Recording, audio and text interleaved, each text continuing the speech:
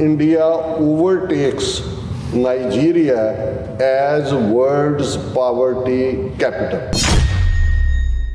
इस वेले दुनिया च जे सब तो ज़्यादा गरीब लोग देखने ने तो वो भारत च ने। इस तो पहला नाइजीरिया दे विच सी और हुण नाइजीरिया नूं ओवरटेक कर लिया, इंडिया ने सरपास कर लिया।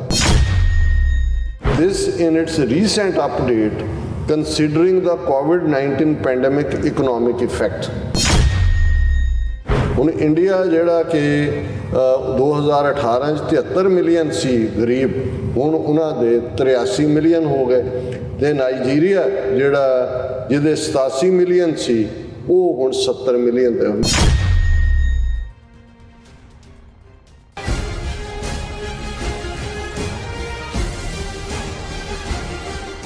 Viewers welcome back on our programme. So viewers programme ਨੂੰ ਅੱਗੇ ਵਧਾਉਂਦੇ ਹਾਂ और अब ਜਿਹੜਾ ਅਗਲਾ ਇਸ਼ੂ ਹੈ ਉਸ ਬਾਰੇ।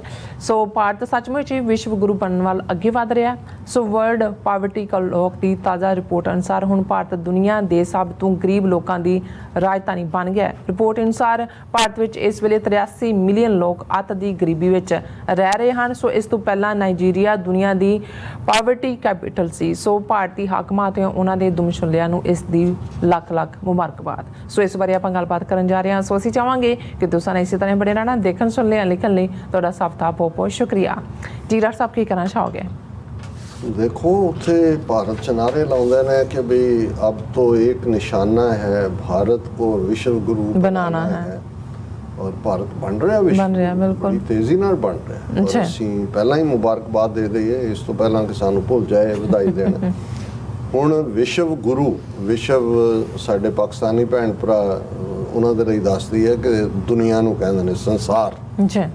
ਔਰ ਜ਼ਾਹਰ ਹੈ ਕਿ ਜਿਹੜਾ ਇਹਨਾਂ ਦਾ ਇੱਕ ਤਾਂ ਇਹਨਾਂ ਨੇ ਆਪਣੀ ਇਮੈਜਨਰੀ ਜਿਹੜੀ ਹੈ ਉਹ ਗੌਰਵਤਾ ਬਣਾਈ ਹੋਈ ਹੈ, ਪ੍ਰਾਈਡ ਕਿ ਜੀ ਸਾਡਾ ਐਨਸ਼ੀਐਂਟ ਭਾਰਤ। ਅੱਛਾ, ਐਨਸ਼ੀਐਂਟ ਕਦੋਂ? ਸਤਯੁਗ, ਤ੍ਰੇਤਾ, ਦੁਆਪਰ। ਉਹਨਾਂ ਨੂੰ ਕੋਈ ਪੁੱਛੇ ਕਿ ਜੀ ਇਹ ਜਿਹੜੀ ਸਾਰੀ ਇਨਸਾਨੀ ਤਾਰੀਖ ਹੈ ਸਿਵਲਾਈਜੇਸ਼ਨਸ ਦੀ, ਉਹ ਤਾਂ 7-8 ਹਜ਼ਾਰ ਸਾਲ ਤੋਂ ਜ਼ਿਆਦਾ ਨਹੀਂ ਬਣਦੀ। ਤੁਹਾਡੇ ਇਹਦੇ 'ਚੋਂ ਗਿਣੋ ਸਤਯੁਗ ਕਿਹੜਾ ਹੈ, ਤ੍ਰੇਤਾ ਕਿਹੜਾ ਹੈ, ਦੁਆਪਰ ਕਿਹੜਾ, ਕਲਯੁਗ ਕਿਹੜਾ। ਤੇ ਉਹ ਫਿਰ ਝੂਠੇ ਪੈ ਜਾਂਦੇ ਨੇ। ਉਹ ਕਹਿੰਦੇ ਨੇ ਨਹੀਂ ਇਹ ਇਹਨਾਂ ਟੈਕਸਟ ਨੂੰ ਅਸੀਂ ਨਹੀਂ ਮੰਨਦੇ ਜੋ ਅੱਜ ਵਾਲੇ ਕਹਿ ਰਹੇ ਨੇ। ਸਾਡਾ ਤੇ ਬਹੁਤ ਯੁੱਗ, ਕਈ ਯੁੱਗ ਪਹਿਲਾਂ ਅਸੀਂ ਇਹ ਹੁੰਦੇ ਸੀ। ਔਰ ਉਹਦੇ 'ਚ ਵੀ ਦਿਲਚਸਪ ਗੱਲ ਇਹ ਹੈ, ਅਸੀਂ ਪਿਛਲੇ 2-3 ਦਿਨ ਲਗਾਤਾਰਤਾ ਨਾਲ ਹੈਵੀ ਇੰਟੈਲੈਕਚੁਅਲ ਡਿਸਕਸ਼ਨ ਹੀ ਕਰਦੇ ਰਹੇ ਬੁੱਧਿਜ਼ਮ ਦੇ ਦੁਆਲੇ ਕਿ ਵੀ ਜਿਹੜਾ ਭਾਰਤ ਦਾ ਥੋੜ੍ਹਾ ਬਹੁਤ ਜਾਂ ਉਸ ਖਿੱਤੇ ਦੇ ਲੋਕਾਂ ਦਾ ਰੋਲ ਜਿਸ ਨੂੰ ਤੁਸੀਂ ਸਰਾਹ ਸਕਦੇ ਹੋ, ਉਹ ਲਗਭਗ 700-800 ਸਾਲ ਦਾ ਉਹੀ ਪੀਰੀਅਡ ਹੈ ਜਦੋਂ ਕਿ ਬੁੱਧ ਧਰਮ ਨੂੰ ਮੰਨਣ ਵਾਲੇ ਮਹਾਰਾਜਾ ਅਸ਼ੋਕਾ ਦੀ ਗ੍ਰੇਟ, ਉਹਦਾ ਰੂਲ ਸੀ। ਔਰ ਉਸ ਤੋਂ ਬਾਅਦ ਈਵਨ ਹਰਸ਼ਵਰਧਨ, ਔਰ ਮੈਂ ਕੱਲ੍ਹ ਹੀ ਜਦੋਂ ਮੈਂ ਯੁਆਨ ਸਵਾਂਗ ਦਾ ਜ਼ਿਕਰ ਵੀ ਕੀਤਾ ਹੈ, ਜਾ ਕੇ ਮੈਂ ਉਹਦੇ ਬਾਰੇ ਹੋਰ ਡਿਟੇਲ 'ਚ ਪੜ੍ਹਿਆ ਕਿਆ ਕਹਿਣੇ ਕਿ ਭਾਈ ਕਿੱਥੋਂ ਉਹ ਚਾਈਨਾ 'ਚੋਂ ਨਿਕਲਦਾ, ਕਿਹੜੇ ਪਾਸਿਓਂ ਘੁੰਮਦਾ, ਕਿੱਥੇ ਭਾਰਤ ਦੀਆਂ ਅੱਡ ਥਾਵਾਂ ਦੇ ਉੱਤੇ ਤਕਸ਼ਲਾ ਵੀ ਜਾਂਦਾ ਹੈ, ਕਿਰਗਿਸਤਾਨ, ਉਹ ਸਾਰਾ ਚਾਈਨਾ ਦਾ ਉੱਥੋਂ ਰਾਊਟ ਕਸ਼ਮੀਰ ਦੇ ਵਿੱਚ ਆ ਕੇ ਉਹ ਰਹਿੰਦਾ ਹੈ ਆਪਣੀਆਂ ਮੋਨੈਸਟਰੀਜ਼ ਦੇ ਵਿੱਚ। ਫਿਰ ਉਹ ਜਲੰਧਰ ਵੀ ਆਉਂਦਾ ਹੈ, ਜਲੰਧਰ ਦੇ ਨੇੜਿਓਂ, ਔਰ ਉਹ ਸਾਰਾ ਔਰ ਵਾਪਸ ਵੀ ਜਾਂਦਾ ਹੈ ਆਪਣੇ ਜਨਮ ਉੱਥੇ। ਫਿਰ ਅਖੀਰਲੇ ਹਾਲਾਂ ਉਹਨੂੰ ਚੀਨ ਦਾ ਜਿਹੜਾ ਉੱਥੋਂ ਦਾ ਐਂਪਰਰ ਹੈ ਉਹ ਬਹੁਤ ਆਨਰ ਕਰਨਾ ਚਾਹੁੰਦਾ ਹੈ ਦਰਬਾਰ, ਪਰ ਉਹ ਸਭ ਕੁਛ ਨੂੰ ਛੱਡ ਕੇ ਵਾਪਸ ਆਪਣੀ ਮੋਨੈਸਟਰੀ ਦੇ ਵਿੱਚ ਚਲਾ ਜਾਂਦਾ ਹੈ, ਮੱਠ 'ਚ ਚਲਾ ਜਾਂਦਾ ਹੈ। ਤੇ ਜੋ ਨੌਲੇਜ ਇੱਥੋਂ ਲੈ ਕੇ ਗਿਆ, ਕਿਉਂਕਿ ਉਹਨੂੰ ਇਹ ਸੀ ਕਿ ਜਿਹੜਾ ਉੱਥੋਂ ਤੱਕ ਬੁੱਧਿਜ਼ਮ ਪਹੁੰਚਿਆ ਉਹ ਕਰਪਟਡ ਹੈ, ਔਰ ਮੇਨ ਸੋਰਸ ਭਾਰਤ ਦੇ ਵਿੱਚ ਮਹਾਯਾਨਾ ਰਾਹੀਂ ਜਿਹੜਾ ਬੁੱਧਿਜ਼ਮ ਹੈ ਉਸ ਦੀ ਉਹਨੇ ਜਾਣਕਾਰੀ ਇਕੱਠੀ ਕੀਤੀ। ਹੁਣ ਅਸੀਂ 6ਵੀਂ-7ਵੀਂ ਸਦੀ ਦਾ ਯੁਆਨ ਸਵਾਂਗ ਦੀਆਂ ਜਿਹੜੀਆਂ ਲਿਖਤਾਂ ਨੇ ਉਹਨਾਂ 'ਤੇ ਆਧਾਰਿਤ ਉਸ ਖਿੱਤੇ ਨੂੰ ਦੇਖਦੇ ਹਾਂ। ਹੁਣ ਇਹ ਇਸ ਤੋਂ ਅੰਦਾਜ਼ਾ ਹੁੰਦਾ ਹੈ ਕਿ ਉਸ ਵੇਲੇ ਬੋਧੀ ਰਾਜਿਆਂ ਦਾ ਜੋ ਹਰਸ਼ਵਰਧਨ ਸੀ, ਹਰਸ਼ਵਰਧਨ ਨੇ ਵੀ ਉਹਨੂੰ ਬਹੁਤ ਆਨਰ ਕੀਤਾ। ਹੁਣ ਜਿਹੜਾ ਪੀਰੀਅਡ ਇਹਨਾਂ ਦੀ ਗੋਲਡਨ ਏਜ ਹੈ ਅਸਲ ਦੇ ਵਿੱਚ, ਜਿਹਦੇ 'ਚ ਤਰੱਕੀ ਹੋਈ, ਜਿਹਦੇ 'ਚ ਪੀਸ ਸੀ, ਹਾਰਮਨੀ ਸੀ, ਸਭ ਦੇ ਹਕੂਕ ਸੀ, ਉਹ ਉਹੀ ਬੁੱਧਿਜ਼ਮ ਦਾ ਪੀਰੀਅਡ ਹੀ ਸੀ। ਬੁੱਧ ਦੇ ਥਾਟ ਦੇ ਉੱਤੇ ਜਿਹੜਾ ਰਾਜ ਪਾਗ ਖੜਾ ਸੀ। ਜਿਉਂ ਹੀ ਵਾਪਸ ਬ੍ਰਾਹਮਣਵਾਦ ਨੇ ਸ਼ੰਕਰਾ ਦੇ ਜ਼ਮਾਨੇ 'ਚ 8ਵੀਂ ਸਦੀ ਤੋਂ ਕੰਮ ਸ਼ੁਰੂ ਹੋ ਗਿਆ, ਔਰ ਇੱਧਰੋਂ ਫਿਰ ਜਿਹੜੇ ਨੇ ਇੱਕ ਪਾਸੇ ਇਹਨਾਂ ਨੇ ਬੁੱਧ ਧਰਮ ਦਾ ਸਫਾਇਆ ਕੀਤਾ ਸ਼ਾਸਤਰ ਔਰ ਸ਼ਸਤਰ ਨਾਲ। ਫਿਰ ਅਸੀਂ ਦੇਖਦੇ ਹਾਂ ਕਿ 10ਵੀਂ ਸਦੀ ਤੱਕ ਪਹੁੰਚਦੇ ਹਾਂ, ਫਿਰ ਜਿਹੜਾ ਮਹਿਮੂਦ ਗਜ਼ਨਵੀ, ਔਰ ਫਿਰ ਉਸ ਤੋਂ ਅਗਲੀਆਂ ਸਦੀਆਂ 'ਚ ਮੁਹੰਮਦ ਗੌਰੀ। ਉਸ ਤੋਂ ਪਹਿਲਾਂ ਮੁਹੰਮਦ ਬਿਨ ਕਾਸਮ ਜਿਹੜਾ ਹੈ ਉਹ ਆਲਮੋਸਟ ਜਿਹੜਾ ਮੁਲਤਾਨ ਔਰ ਸਿੰਧ ਤੱਕ ਹੀ ਆਉਂਦਾ, ਕਿਉਂਕਿ ਰੈਸਟ ਮੇਨਲੈਂਡ 'ਚੋਂ ਨਹੀਂ ਗਿਆ ਹੈ, ਇਸ ਲਈ ਬੁੱਧ ਧਰਮ ਜਿਹੜਾ ਹੈ ਉਸ ਨੂੰ ਬ੍ਰਾਹਮਣਵਾਦ ਉਖਾੜਦਾ ਰਿਹਾ। ਔਰ ਇੱਕ ਥਾਟ ਇਹ ਵੀ ਹੈ ਕਿ ਈਵਨ ਮੁਹੰਮਦ ਬਿਨ ਕਾਸਮ ਦੇ ਨਾਲ ਵੀ ਸਿੰਧ ਦੇ ਵਿੱਚ ਉਹ ਬੁੱਧਿਸਟ ਜਿਹਨਾਂ ਤੇ ਬ੍ਰਾਹਮਣਾਂ ਨੇ ਜ਼ੁਲਮ ਕੀਤੇ ਸੀ ਉਹਨਾਂ ਨੇ ਉਹਦਾ ਸਾਥ ਦਿੱਤਾ। ਔਰ ਈਵਨ ਕੁਛ ਦਾ ਤਾਂ ਇਹ ਵੀ ਕਹਿਣਾ ਕਿ ਮਹਿਮੂਦ ਗਜ਼ਨਵੀ ਔਰ ਉਸ ਦੇ ਹਮਲਿਆਂ ਵੇਲੇ ਵੀ ਜਿਹੜੇ ਬੁੱਧਿਸਟ ਪੀੜਤ ਸੀ, ਜਿਨ੍ਹਾਂ ਨੂੰ ਲੱਗਦਾ ਸੀ ਕਿ ਵੀ ਜੋ ਇਹਨਾਂ ਨੇ ਸਾਡੇ ਨਾਲ ਕੀਤਾ ਉਹਦਾ ਅਸੀਂ ਕਿਤੇ ਨਾ ਕਿਤੇ ਬਦਲਾ ਲੈਣਾ, ਉਹਨਾਂ ਨੇ ਮਹਿਮੂਦ ਗਜ਼ਨਵੀ ਨੂੰ ਜੁਆਇਨ ਕੀਤਾ। ਹਿਸਟਰੀ ਦੇ ਅੱਡ-ਅੱਡ ਐਂਗਲ ਹੁੰਦੇ ਨੇ। ਸੋ ਇਹ ਹਰ ਵਾਰ ਮੈਂ ਐਮਫਸਾਈਜ਼ ਇਹ ਕਰਨਾ ਚਾਹੁੰਦਾ ਵੀ ਜਿਹਨੂੰ ਇਹ ਅੱਜ ਹਿੰਦੂਤਵਾ ਦੇ ਨਾਂ ਥੱਲੇ ਪ੍ਰਾਚੀਨ ਗੌਰਵ ਕਹਿ ਕੇ, ਐਂਸ਼ੀਅੰਟ ਪ੍ਰਾਈਡ ਕਹਿ ਕੇ ਜਿਹੜਾ ਉਹ ਵੇਚ ਰਹੇ ਨੇ, ਈਵਨ ਇਹੋ ਜਿਹਾ ਵੀ ਕੋਈ ਪ੍ਰਾਈਡ ਐਗਜ਼ਿਸਟ ਨਹੀਂ ਕਰਦਾ ਇਹਨਾਂ ਦੀ। ਸਿਰਫ ਇਹੀ ਨਹੀਂ ਕਿ ਇਹਨਾਂ ਨੇ ਸਭ ਕੁਝ ਹੀ ਮਿਥਿਹਾਸ ਤੇ ਖੜਾ ਕੀਤਾ, ਇਹ ਵੀ ਇੱਕ ਫਾਲਸ ਨੈਰੇਟਿਵ ਬਿਲਡ ਕੀਤਾ ਕਿ ਜੀ ਸਾਡਾ ਇਹ ਸੀ, ਔਰ ਹਰ ਚੀਜ਼ ਨੂੰ ਕਲੇਮ ਕਰਨਗੇ ਕਿ ਜੀ ਸਾਡੇ ਇਹ ਮਹਾਭਾਰਤ ਜਿਹੜਾ ਇੱਕ ਪੁਰਾਣ ਹੈ, ਇੱਕ ਕਹਾਣੀ ਹੈ, ਇੱਕ ਫਿਕਸ਼ਨ ਹੈ, ਇੱਕ ਉਹਦੇ 'ਚ ਜਿਸ ਕਿਸਮ ਦਾ ਇੱਥੇ ਫਿਕਸ਼ਨ ਐਂਡ ਇਮੈਜੀਨੇਸ਼ਨ 'ਚੋਂ ਤੁਸੀਂ ਕੁਛ ਕੱਢਦੇ ਹੋ, ਪਰ ਤੁਸੀਂ ਉਹਦੇ 'ਚ ਦੇਖੋਗੇ ਕਿ ਗਮਲਿਆਂ ਦੇ ਵਿੱਚ ਬੱਚੇ ਵੀ ਜਮਾਏ, 100 ਬੱਚੇ 100 ਕੌਰਵ ਭਰਾ ਤਾਂ ਹੀ ਹੋਏ ਵੀ ਗਮਲਿਆਂ 'ਚੋਂ ਕਹਿੰਦੇ ਵੀ ਟੈਸਟ ਟਿਊਬ ਬੇਬੀ ਅੱਜ ਵਾਲਿਆਂ ਨੇ ਤਾਂ ਹੁਣ ਕੱਢੀ ਹੈ, ਅਸੀਂ ਦੇਖੋ ਕੀ ਕੱਢਿਆ ਸੀ। ਫਿਰ ਉਹਦੇ 'ਚ ਮੋਦੀ ਜਿਹੜਾ ਸਾਇੰਟਿਸਟਾਂ ਦੀ ਕਾਨਫਰੰਸ 'ਚ ਇਹ ਵੀ ਦਾਅਵਾ ਕਰ ਰਿਹਾ ਕਿ ਜੀ ਦੇਖੋ ਅਸੀਂ ਹਾਥੀ ਦਾ ਸਿਰ ਜਿਹੜਾ ਹੈ ਉਹ ਲਾ ਦਿੱਤਾ ਬੰਦੇ ਨੂੰ।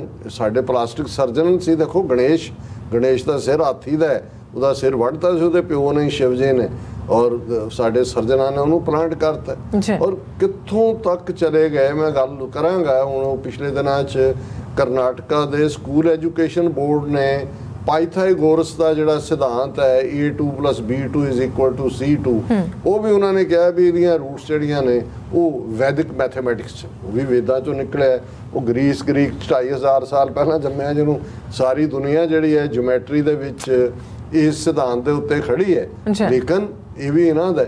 ਔਰ ਇਸ ਨੂੰ ਕਿਉਂਕਿ ਇਹ ਸਾਰਾ ਇੱਕ ਮਿਥ ਬਿਲਡ ਕੀਤਾ ਹੋਇਆ ਹੈ ਜਿਹੜਾ ਅੱਗੋਂ ਨਹੀਂ ਸੌਦਾ ਵੇਚਿਆ ਜਾ ਰਿਹਾ ਭਾਰਤੀਆਂ ਨੂੰ, ਉਹ ਇਹੀ ਕਿਹਾ ਜਾ ਰਿਹਾ ਕਿ ਜੀ ਅਸੀਂ ਵਿਸ਼ਵ ਗੁਰੂ ਬਣਨ ਵੱਲ ਅੱਗੇ ਵਧ ਰਹੇ। ਹੁਣ ਵਿਸ਼ਵ ਗੁਰੂ ਕਿ ਗੁਰੂ ਆਫ ਦਾ ਵਰਲਡ, ਅਸੀਂ ਸਾਰੀ ਦੁਨੀਆ ਨੂੰ ਜਿਹੜਾ ਉਹ ਟੇਕ ਓਵਰ ਕਰਨਾ, ਔਰ 4 ਚਫੇਰੇ ਸਾਡੇ ਹਿੰਦੂਤਵਾ, ਬੁੱਤ ਪ੍ਰਸਤੀ, ਭਾਰਤ ਮਾਤਾ ਕੀ ਜੈ ਹੋਏਗੀ, 4 ਚਫੇਰੇ। ਔਰ ਉਹਦੇ ਲਈ ਜਦੋਂ ਵੀ ਮੋਦੀ ਕਿਤੇ ਬਾਹਰਲੇ ਦੌਰੇ ਤੇ ਆਉਂਦਾ ਹੈ, ਹਾਲਾਂ ਜਿਨ੍ਹਾਂ ਮੁਲਕਾਂ 'ਚੋਂ ਜਾਂਦਾ ਉਹਨਾਂ ਦੀ ਕਿਸੇ ਅਖਬਾਰ, ਕਿਸੇ ਮੀਡੀਆ ਤੇ ਇੱਕ ਲਾਈਨ ਵੀ ਨਹੀਂ ਹੁੰਦੀ, ਉਹਦੀ ਕੋਈ ਝਲਕ ਵੀ ਨਹੀਂ ਦਿਖਾ ਰਹੇ ਹੁੰਦੇ, ਲੇਕਿਨ ਉੱਥੇ ਉਹਨਾਂ ਨੇ ਸੌਦਾ ਇਸ ਪਹਿਲਾਂ ਤਾਂ ਜਹਾਜ਼ ਭਰ ਕੇ ਨਾਲ ਉਹ ਲਿਆਂਦਾ ਹੁੰਦਾ ਹੈ ਗੋਦੀ ਮੀਡੀਆ ਦਾ। ਔਰ ਪਿੱਛੇ ਵੀ ਚੱਲ ਰਿਹਾ ਹੁੰਦਾ ਕਿ ਜਿੱਥੇ ਜਿੱਥੇ ਮੋਦੀ ਜਾ ਰਿਹਾ ਹੈ ਅਸਮਾਨ ਤੋਂ ਫੁੱਲ ਵਰਸ ਰਹੇ ਨੇ, ਔਰ ਜ਼ਮੀਨ ਵੀ ਜਿਹੜੀ ਹੈ ਮੋਦੀ ਤੁਮ ਧन्य ਹੋ, ਮੋਦੀ ਤੁਮ ਧन्य ਹੋ, 4 ਚਫੇਰੇ ਸ਼ਨਾਈਆਂ ਵੱਜ ਰਹੀਆਂ, ਔਰ ਦੁਨੀਆ ਜਿਹੜੀ ਹੈ ਮੋਦੀ ਦੇ ਗਲ 'ਚ ਹਾਰ ਪਾ ਰਹੀ ਹੈ ਕਿਉਂਕਿ ਵਿਸ਼ਵ ਗੁਰੂ ਦਾ ਨੁਮਾਇੰਦਾ ਹੈ। ਹੁਣ ਅਸੀਂ ਉਹਨਾਂ ਦੀ ਇੱਕ ਹੋਰ ਉਦਾਹਰਣ ਦੇ ਦਈਏ ਕਿ ਵਾਕਈ ਅਸੀਂ ਇਹ ਜਿਹੜਾ ਜਦੋਂ ਮੈਨੂੰ ਕੋਈ ਖਬਰ ਇਸ ਕਿਸਮ ਦੀ ਮਿਲਦੀ ਹੈ, ਮੈਨੂੰ ਲੱਗਦਾ ਵੀ ਨਹੀਂ, ਭਾਰਤ ਜਿਹੜਾ ਹੈ ਉਹ ਵਾਕਈ ਵਿਸ਼ਵ ਗੁਰੂ ਬਣਨ ਵੱਲ ਵੱਧ ਰਿਹਾ। ਜਿਵੇਂ ਅਸੀਂ ਵਰਲਡ ਪੋਪੂਲੇਸ਼ਨ ਡੇ ਦੇ ਉੱਤੇ ਯੂਨਾਈਟਿਡ ਨੇਸ਼ਨਸ ਦੀ ਰਿਪੋਰਟ ਜਿਹੜੀ ਇਹਦੇ ਤੇ ਆਈ ਕਿ 2024 ਤੱਕ ਭਾਰਤ ਜਿਹੜਾ ਹੈ ਉਹ ਆਬਾਦੀ ਦੇ ਲਿਹਾਜ਼ ਨਾਲ ਚੀਨ ਨੂੰ ਪਿੱਛੇ ਛੱਡ ਦੇਗਾ, ਔਰ ਨੰਬਰ 1 ਮੁਲਕ ਜਿਹੜਾ ਦੁਨੀਆ ਦਾ ਆਬਾਦੀ ਵਾਲਾ ਬਣੇਗਾ। ਅਸੀਂ ਵਧਾਈ ਦਿੱਤੀ ਸੀ ਕਿ ਵੀ ਵਰਲਡ ਗੁਰੂ। ਮੈਂ ਤਾਂ ਲਾਈਟਰ ਵੇਂਜ 'ਚ ਕਿਹਾ ਸੀ, ਮੈਂ ਕਿਹਾ ਵੀ ਹੁਣ ਭਾਰਤ ਦਾ ਕਲੇਮ ਬਣ ਸਕਦਾ ਹੈ ਕਿ ਉਹ UN ਸਿਕਿਉਰਿਟੀ ਕਾਉਂਸਲ ਦੇ ਪਰਮਾਨੈਂਟ ਮੈਂਬਰ ਲਈ ਕਿ ਜੀ। ਔਰ ਵਾਕਈ ਉਸ ਤੋਂ ਅਗਲੇ ਦਿਨ ਉਹਨਾਂ ਦਾ ਇੱਕ ਇਸ ਕਿਸਮ ਦਾ ਆਫੀਸ਼ੀਅਲ ਉਹ UN ਦਾ ਉਹ ਇਹ ਕਹਿ ਰਿਹਾ, ਉਹਨੂੰ ਸਵਾਲ ਪੁੱਛਿਆ ਕਿਸੇ ਇੰਡੀਆ ਨੇ ਕਿ ਜੀ ਦੇਖੋ ਹੁਣ ਤਾਂ ਇੰਡੀਆ ਜਿਹੜਾ ਹੈ ਉਹ ਸਭ ਤੋਂ ਵੱਧ ਆਬਾਦੀ ਵਾਲਾ ਮੁਲਕ ਬਣ ਰਿਹਾ, ਤੁਹਾਡੀ ਰਿਪੋਰਟ ਮੁਤਾਬਕ ਇਹਦੀ ਕੀ ਤਬਦੀਲੀ ਹੋਏਗੀ? ਤਾਂ ਉਹਨੇ ਵੀ ਸ਼ਾਇਦ ਕਿ ਮੇਰੇ ਵਾਂਗ ਹੀ ਲਾਈਟਰ ਵੇ ਉਹਨੇ ਕਿਹਾ ਕਿ ਵੀ ਜਿਹੜਾ ਭਾਰਤ ਦਾ ਆਲਰੇਡੀ ਸਿਕਿਉਰਿਟੀ ਕਾਉਂਸਲ ਮੈਂਬਰ ਬਣਨ ਦਾ ਕਲੇਮ ਹੈ ਉਹ ਹੋਰ ਮਜ਼ਬੂਤ ਹੋ ਜਾਏਗਾ। ਉਹਨੂੰ ਵੀ ਇਹਨਾਂ ਨੇ ਖਬਰ ਬਣਾਤਾ ਕਿ ਨਾ ਉਹ ਇੰਡੀਆਸ ਕਲੇਮ ਜਿਹੜਾ ਉਹ ਬਣ ਗਿਆ। ਹੁਣ ਅੱਜ ਜਿਹੜੀ ਖਬਰ ਹੈ ਇਹ ਵੀ ਅਸੀਂ ਕੋਈ ਖਾਲਿਸਤਾਨੀ ਫੈਕਟਰੀ 'ਚ ਨਹੀਂ ਬਣਾਈ, ਕੋਈ ਖਾਲਿਸਤਾਨ ਦੀ WhatsApp ਯੂਨੀਵਰਸਿਟੀ ਨਹੀਂ ਹੈ, ਇਹਨਾਂ ਦੀ ਹਿੰਦੂ ਤਵੀਆਂ ਦੀ WhatsApp ਯੂਨੀਵਰਸਿਟੀ ਵਾਂਗੂ। ਤੇ ਇਹ ਖਬਰ ਦਾ ਹੈਡਲਾਈਨ ਹੈ India overtakes Nigeria as world's poverty capital. ਹੁਣ ਓਵਰਟੇਕ ਤੁਸੀਂ ਵੀ ਡਰਾਈਵ ਕਰਦੇ ਹੋ ਸਾਰੇ ਜਿਹੜੇ, ਉਹਨਾਂ ਨੂੰ ਪਤਾ ਹੈ ਵੀ ਓਵਰਟੇਕ ਕੀ ਹੁੰਦਾ ਹੈ, ਕਿਵੇਂ ਕਰਨਾ ਹੈ। ਲੰਘ ਕੇ ਉਹਨਾਂ ਨੇ ਮਾਰ ਕੇ ਹੁੱਜ ਤੇ ਜਿਹੜਾ ਅੱਗੇ ਲੰਘ ਗਿਆ ਵੀ ਤੂੰ ਚੱਲ ਪਿੱਛੇ, ਮੈਂ ਕੈਪੀਟਲ ਹੈ ਪਾਵਰਟੀ ਦੀ, ਗਰੀਬਾਂ ਦੀ। ਔਰ India has surpass Nigeria as the nation with the highest number of extremely poor people. ਇਸ ਵੇਲੇ ਦੁਨੀਆ 'ਚ ਜੇ ਸਭ ਤੋਂ ਜ਼ਿਆਦਾ ਗਰੀਬ ਲੋਕ ਦੇਖਣੇ ਨੇ ਤੇ ਉਹ ਭਾਰਤ 'ਚ ਨੇ। ਇਸ ਤੋਂ ਪਹਿਲਾਂ ਨਾਈਜੀਰੀਆ ਦੇ ਵਿੱਚ ਸੀ, ਔਰ ਹੁਣ ਨਾਈਜੀਰੀਆ ਨੂੰ ਓਵਰਟੇਕ ਕਰ ਲਿਆ, ਇੰਡੀਆ ਨੇ ਸਰਪਾਸ ਕਰ ਲਿਆ। ਜੀ ਵਰਲਡ ਪਾਵਰਟੀ ਕਲੌਕ ਇਹ ਆਰਗੇਨਾਈਜੇਸ਼ਨ ਹੈ ਜਿਹੜੀ ਦੁਨੀਆ 'ਚ ਮੋਨੀਟਰ ਕਰਦੀ ਹੈ ਕਿ ਕਿੰਨੇ ਕਿੱਥੇ ਗਰੀਬ ਨੇ, said this in its recent update considering the COVID-19 pandemic economic effect। ਇਹ ਰਿਪੋਰਟ ਵੀ ਉਹਨਾਂ ਨੇ ਕਿ ਵੀ COVID-19 ਦੇ ਕੀ ਇਫੈਕਟ ਹੋਏ ਨੇ। ਹਾਲਾਂ ਭਾਰਤ ਸ਼ਾਇਦ ਗਿਣਤੀ ਹੋਰ ਜ਼ਿਆਦਾ ਹੁੰਦੀ, ਪਰ ਚਲੋ ਇਹਨਾਂ ਨੇ 47 ਲੱਖ ਵੈਸੇ ਹੀ ਮਾਰਤੇ ਕੋਵਿਡ ਦੇ ਨਾਲ, ਉਹਨਾਂ ਨੂੰ ਆਕਸੀਜਨ ਨਹੀਂ ਦਿੱਤੀ। ਨਹੀਂ ਤਾਂ ਇਹ ਗਿਣਤੀ ਤੁਸੀਂ ਦੇਖ ਲਓ, ਉਹਦੇ 4.5 ਮਿਲੀਅਨ ਹੋਰ ਲੜ ਜਾਣੇ ਸੀ। ਬਿਲਕੁਲ। ਔਰ ਇਹ ਵੀ ਗੁੱਡ ਰਿਡੈਂਸ ਇੰਡੀਆ ਨੂੰ ਇੰਨਾ ਵੱਡਾ ਕਰਨ 'ਚ ਜਿਹੜਾ ਇਹਨੇ ਵੀ, ਉਹਨਾਂ ਨੇ ਕਿਹਾ the world poverty clock is an online tool that monitors the progress against poverty globally and region and provides real-time poverty data across countries। A very credible world poverty clock hai। According to its data, extremely poor people are those living on N800 per day, less than $2 per day। ਜਿਹੜੀ ਇਹਨਾਂ ਦੀ poverty ਦੀ definition ਹੈ ਉਹ ਇਹ ਹੈ ਕਿ ਜਿਨ੍ਹਾਂ ਦੀ ਰੋਜ਼ਾਨਾ ਆਮਦਨ $2 ਤੋਂ ਵੀ ਘੱਟ ਹੈ। ਅੱਛਾ। In 2018, Nigeria held the position with about 87 million people in extreme poverty compared with India's 73 million। ਕਿ 2018 ਚ ਝੰਡੀ ਨਾਈਜੀਰੀਆ ਕੋਲ ਸੀ, ਕਿਉਂਕਿ ਨਾਈਜੀਰੀਆ ਦੇ ਵਿੱਚ 87 ਮਿਲੀਅਨ ਲੋਕ ਗਰੀਬ ਸੀ ਜਿਹੜੀ ਇਸ ਡੈਫੀਨੇਸ਼ਨ ਨਾਲ, ਤੇ ਇੰਡੀਆ 'ਚ ਉਦੋਂ 73 ਮਿਲੀਅਨ ਸੀ। ਇੰਡੀਆ ਸੈਕੰਡ ਸੀ, ਪਰ ਇੰਡੀਆ ਨੇ ਵੀ ਦੌੜ ਲਾਈ, ਛੂਟ ਵੱਟੀ, ਉਹਨਾਂ ਨੇ ਕਿਹਾ ਨਹੀਂ ਅਸੀਂ ਫਸਟ ਆਉਣਾ ਹੈ। According to new data, about 83 million Indians have been plunged into extreme poverty in 2022। ਹੁਣ ਇੰਡੀਆ ਜਿਹੜਾ ਕਿ 2018 'ਚ 73 ਮਿਲੀਅਨ ਸੀ ਗਰੀਬ, ਹੁਣ ਉਹਨਾਂ ਦੇ 83 ਮਿਲੀਅਨ ਹੋ ਗਏ। ਤੇ ਨਾਈਜੀਰੀਆ ਜਿਹੜਾ ਜਿਹਦੇ 87 ਮਿਲੀਅਨ ਸੀ ਉਹ ਹੁਣ 70 ਮਿਲੀਅਨ ਤੇ, ਯਾਨੀ ਨਾਈਜੀਰੀਆ ਵਰਗਾ 3rd ਕਲਾਸ ਵਿਚਾਰਾ ਗਰੀਬੀ ਦਾ ਮਾਰਿਆ ਮੁਲਕ, ਉਹਨਾਂ ਨੇ ਤਾਂ ਇਹਨਾਂ 4 ਸਾਲਾਂ 'ਚ ਡਿਊਰਿੰਗ ਕੋਵਿਡ ਵੀ ਉਹਨਾਂ ਨੇ ਤਾਂ ਆਪਣੀ ਗਰੀਬਾਂ ਦੀ ਗਿਣਤੀ ਘਟਾ ਲਈ, ਉਹ 70 ਮਿਲੀਅਨ ਤੇ ਆ ਗਏ।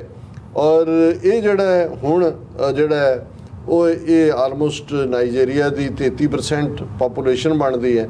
ਔਰ ਇਹ ਜਿਹੜਾ ਇੰਡੀਆ ਨੂੰ ਇਸ ਵੇਲੇ ਉਹਨਾਂ ਨੇ ਇਹ ਜਿਹੜਾ ਵਰਲਡ ਜਿਹੜਾ ਵੈਸੇ ਤਾਂ ਮੈਨੂੰ ਮਾਰ ਰਿਹਾ ਕਿ ਵੀ ਇਹ ਵੈਸੇ ਵੀ ਉਹਨੂੰ ਬੜਾ ਪ੍ਰਚਾਰਦੇ ਨੇ ਜਦੋਂ ਜੀ ਵਰਲਡ ਸੁੰਦਰੀ ਅਵਾਰਡ ਉਹਨੂੰ ਯੂਨੀਵਰਸਲ ਇੰਡੀਆ ਨੇ ਤਾਜ ਲਿਆਂਦਾ। ਸੋ ਹੁਣ ਇਹ ਜਿਹੜਾ ਵਰਲਡ ਪਾਵਰਟੀ ਦਾ ਤਾਜ ਹੈ ਇਹ ਭਾਰਤ ਨੂੰ ਮਿਲ ਗਿਆ, ਭਾਰਤ ਦੇ ਸਿਰ ਤੇ ਸੁਸ਼ੋਭਿਤ ਕਰ ਦਿੱਤਾ ਗਿਆ। ਤੇ ਹੁਣ 4 ਚਫੇਰੇ ਫੁੱਲਾਂ ਦੀ ਵਰਖਾ ਹੋ ਰਹੀ ਹੈ। ਵਧਾਈਆਂ ਤੇ ਭਾਰਤ ਮਾਤਾ ਕੀ ਜੈ। ਜੀ ਰਾਜ ਸਾਹਿਬ ਤੁਹਾਡਾ ਬਹੁਤ ਬਹੁਤ ਸ਼ੁਕਰੀਆ। ਸਾਥ ਨੇ ਬ੍ਰੇਕ ਫਿਊਅਰਸ ਤੁਸੀਂ ਇਸ ਤਰ੍ਹਾਂ ਬਣੇ ਰਹਿਣਾ, ਮਿਲਦੇ ਹਾਂ ਆਫਟਰ ਦਿਸ ਸ਼ਾਰਟ ਬ੍ਰੇਕ।